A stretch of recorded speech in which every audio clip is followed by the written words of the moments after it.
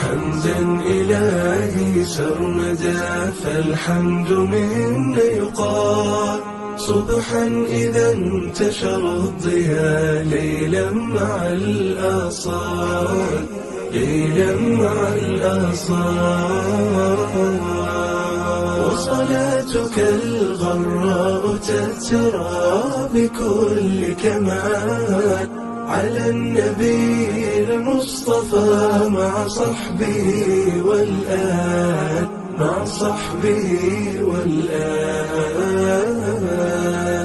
رمضان طل فمرحبا فالشوق فينا طال هذا أكاليل به لقي القلوب وصال يا زائرين مكاننا طبتم وطاب الحال إفطاركم في قربنا عند الغروب جمال